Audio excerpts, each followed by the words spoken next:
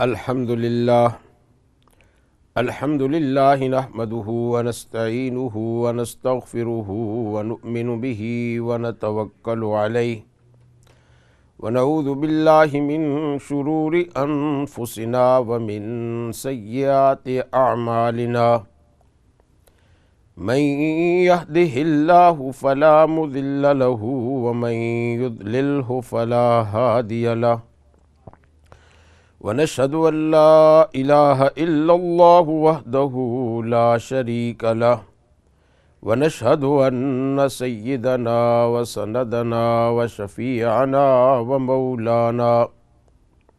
ومولانا محمدا عبده ورسوله صلى الله تعالى على خير خلقه محمد وآله وأصحابه أجمعين أما بعد فأعوذ بالله من الشيطان الرجيم بسم الله الرحمن الرحيم يا أيها الذين آمنوا إذا لقيتم فئة فاثبتوا واذكروا الله كثيرا لعلكم تفلحون وأطيعوا الله ورسوله ولا تنازعوا فتفشلوا وتذهب ريحكم واصبروا صدق اللہ العظیم وصدق رسولہ النبی الکریم ونحن علی ذلک من الشاہدین والشاکرین والحمد للہ رب العالمین۔ محترم ناظرین، سامعین کرام، السلام علیکم ورحمۃ اللہ وبرکاتہ۔ اتوار کے روز 6 سے لے کر 7 بجے دین و دنیا کا یہ پروگرام اقرا ٹی وی چینل پر پیش کیا جاتا ہے، جس میں آپ اس پروگرام میں ہمارے ساتھ لوکل برانچ پر کال کر کے رابطہ قائم کر سکتے ہیں۔ آپ اپنی خواب سنانا چاہیں یا کوئی مسئلہ ہو یا کسی اہم چیز کے متعلق اپنی رائے ظاہر کرنا چاہیں اور ہمارے سامعین کے ساتھ اسے شریک کرنا چاہیں، ان تمام باتوں کے لیے اس پروگرام کے ذریعے سے آپ رابطہ قائم فرما سکتے ہیں، اور پھر اسی پروگرام ہی میں آپ کو خوابوں کے مطالب اور سوالوں کے جوابات اور آپ کے رائے پر تبصرہ پیش کیا جاتا ہے۔ اس لیے آپ حضرات اس پروگرام میں ہر ہفتے ہمارے ساتھ یہاں کال کر کے گھروں میں بیٹھ کر ہمارے ساتھ شریک ہوتے ہیں۔ اللہ تعالیٰ آپ کے اس کار خیر کو قبول فرمائے۔ محترم ناظرین، سامعین کرام، آج ہم اس عنوان سے کچھ باتیں عرض کرنا چاہتے ہیں کہ جناب رسول اللہ صلی اللہ علیہ وسلم کے ختم نبوت کا ایک معجزہ ہے جو اس ہفتے ہمارے سامنے ظاہر ہوا۔ پوری ملت اسلامیہ کے لیے مسلمان جہاں بھی رہتا ہو، برطانیہ میں ہو، یورپ میں ہو، امریکہ میں ہو، رشیا میں ہو، جہاں کہیں بھی ہو، عرب کا ہو، عجم کا ہو، جہاں بھی رہتے ہوں، جناب رسول اللہ صلی اللہ علیہ وسلم کی ختم نبوت کے عقیدے کا ایک معجزہ اور کرامت جو ہمیں ظاہر ہوئی، آج وہ آپ کے سامنے ہم شریک کرنا چاہتے ہیں، اور اس عنوان سے یہ بھی عرض کرنا چاہتے ہیں کہ یہ ہفتہ جو ہے یہ ہمارے لیے یوم تشکر ہے، اللہ تعالیٰ کے شکریہ کا اظہار کا یہ ایام ہیں۔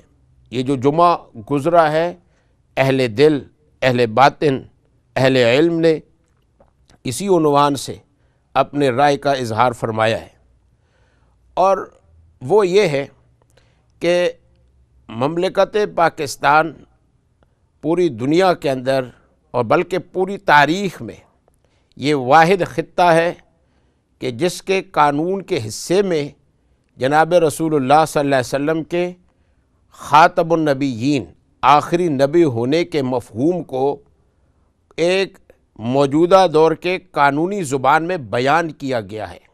ایک ہم بیان کرتے ہیں، خطباء بیان کرتے ہیں، لکھنے والے اپنی کتابوں میں لکھتے ہیں، اور اس عنوان سے یہ اس ڈسکورس کو آپ کے سامنے ڈسکس کرتے ہیں۔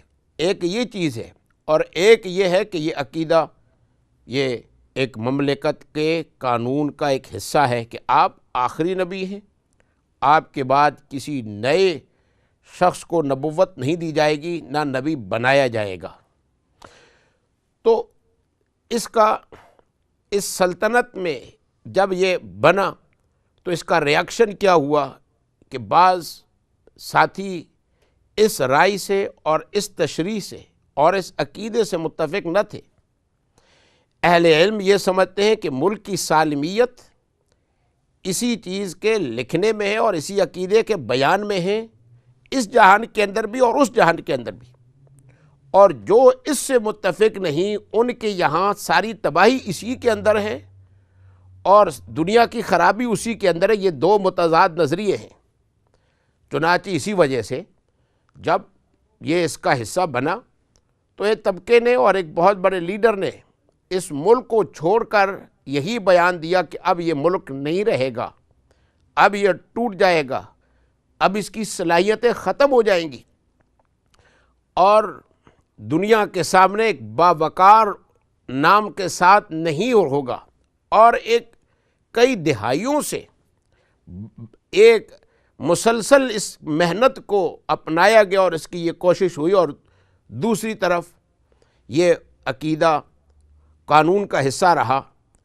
اب اس ہفتے کو اللہ تعالیٰ نے پوری دنیا کے سامنے، پوری ملت اسلامیہ کے سامنے اس عقیدے کا اظہار یہ ہوا کہ دو ملکوں کے بیچ میں قریب کے ملک نے فضائی حدود کو پار کرتے ہوئے دوسرے ملک کے حدود میں داخل ہو کر کے ایک اپنی قوت کا اظہار کیا، ایک ملک پر دباؤ ڈالنے کی یہ کوشش کی گئی اور جنگ کو مسلط کرنے کی کوشش کی گئی، اور دوسری طرف اسی خطے کے، جس خطے کے قانون کا یہ حصہ ہے، جس خطے کے اندر عقیدہ ختم نبوت یوں بیان کیا گیا، اور جس خطے کے بارے میں ماننے والوں کا یہ ہے کہ اسی عقیدے کی وجہ سے اس ملک کی حفاظت ہوگی، اور دوسرے جو اس عقیدے سے متفق نہیں،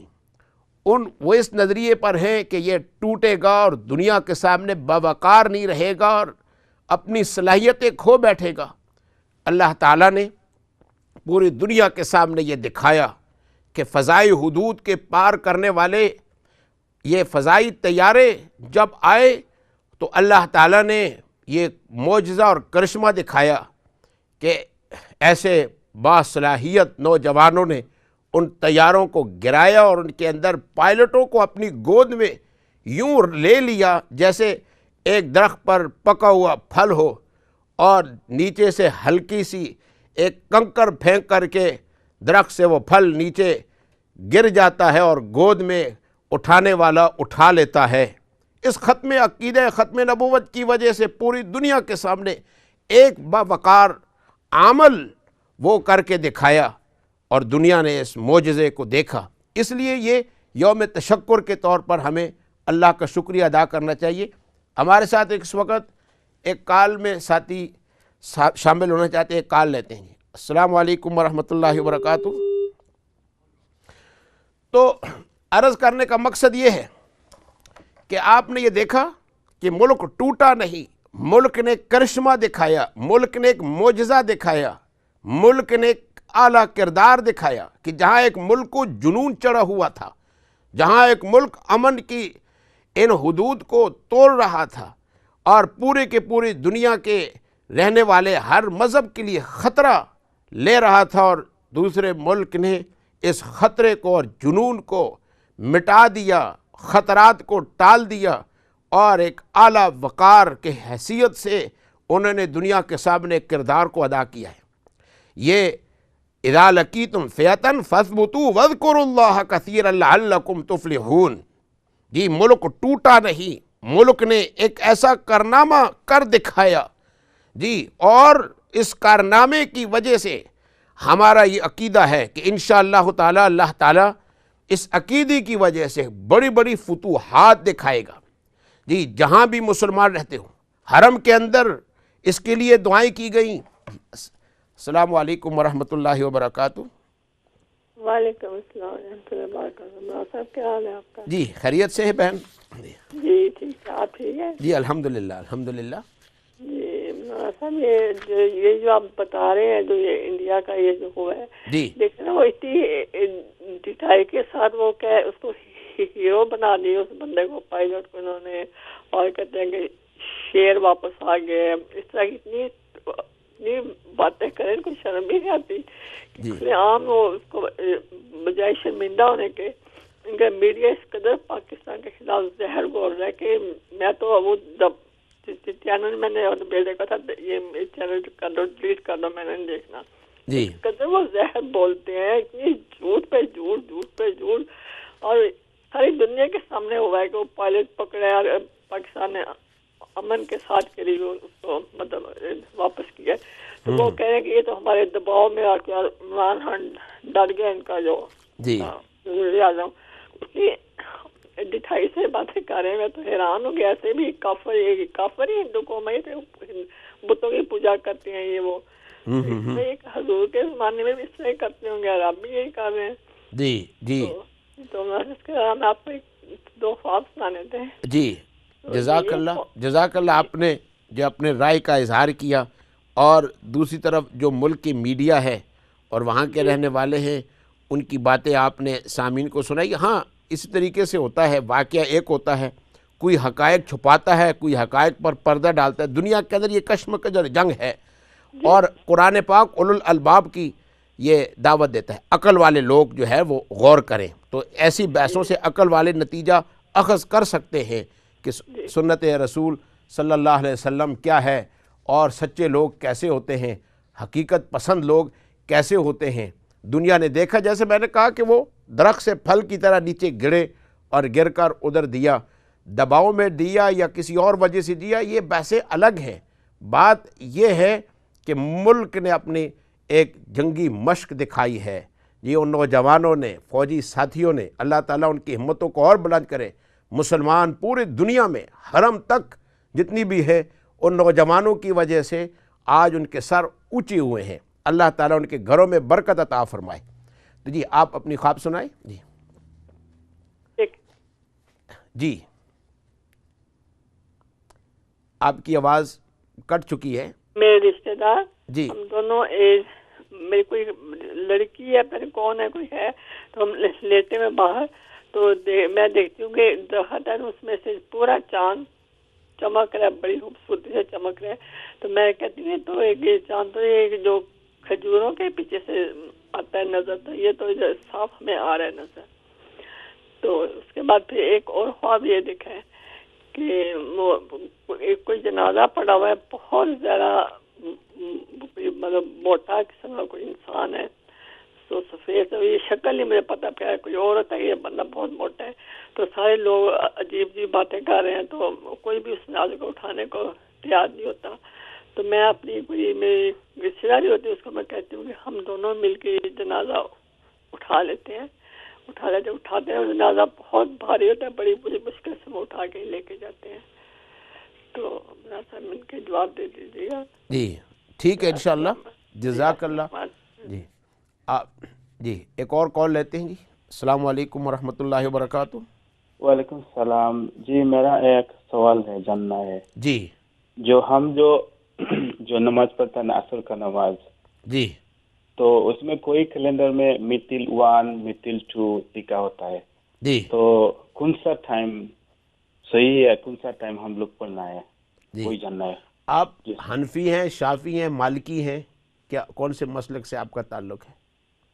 ہم تو مسلمان ہیں نہیں، مسلمان ہیں، لیکن جی یعنی یہ ہے کہ یہ حنفی بھی ہوتے ہیں، شافعی بھی ہوتے ہیں، ہم مالکی بھی جی ہیں، حنفی حنفی، ٹھیک ہے، جی ٹھیک ہے، انشاءاللہ، جزاک اللہ. جی، جی السلام علیکم. وعلیکم السلام ورحمۃ اللہ وبرکاتہ. آپ کا میں یہ ہے کہ جو آپ کے ٹائم ٹیبل میں مثل 2 لکھا ہوتا ہے اس کے مطابق آپ نماز پڑھا کریں. ہاں، اگر حرم میں چلے جائیں تو وہ حرم میں جو اذانی ہوتی ہے ان کے ساتھ جو ہے وہ نمازیں پڑھیں. آپ کی گھڑی کے اندر مثل 2 لکھا ہے تو وہاں پر مثل 2 کو چھوڑ دیا کریں اور جو وہاں پر نمازیں ہوتی ہیں اس کے مطابق آپ پڑھیں. لیکن یہاں پر جو ٹائم ٹیبل ہوتے ہیں مثل اول، مثل 2، تو یہ مثل 2 پر پڑھیں. تو اس کا یہ جو ظہر کا وقت ہوتا ہے یہ ہم سائے کے حساب سے اپنا ٹائم متعین کرتے ہیں.